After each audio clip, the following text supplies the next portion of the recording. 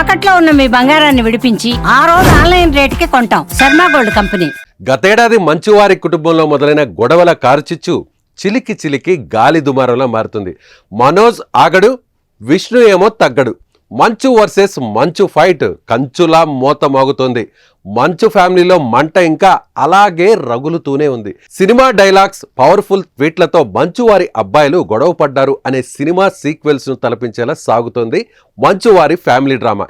ఇద్దరు బ్రదర్స్ మధ్య X war social మీడియాలో రచ్చ రేపుతోంది.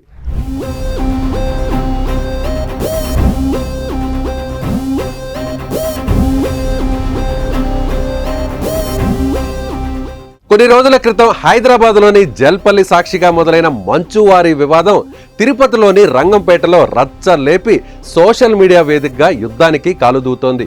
ఇంతకు ఇద్దరి మధ్య ట్విట్టర్ వార్ కొనసాగడానికి ఆజ్యం పోసింది ఎవరో? ఇదిగో ఇదే ట్వీట్. మోహన్ బాబు నట ప్రస్థానానికి 50 ఏళ్లు పూర్తవుతున్న నేపథ్యంలో రౌడీ సినిమాలోని సింహం అవ్వాలి అనే ప్రతి కుక్కకి ఉంటుంది.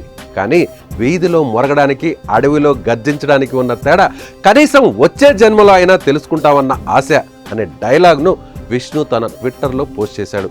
తన తండ్రి హీరోగా నటించిన రౌడీ సినిమాలోని ఈ డైలాగ్ ఎంతో ఇష్టమంటూ రాసుకొచ్చారు. ఇక ఈ పోస్ట్ చూసిన నెటిజన్స్, నువ్వు ఎవరిని ఉద్దేశించి ఈ పోస్ట్ పెట్టావో అందరికీ తెలుసులే అని కామెంట్స్ పెడుతున్నారు.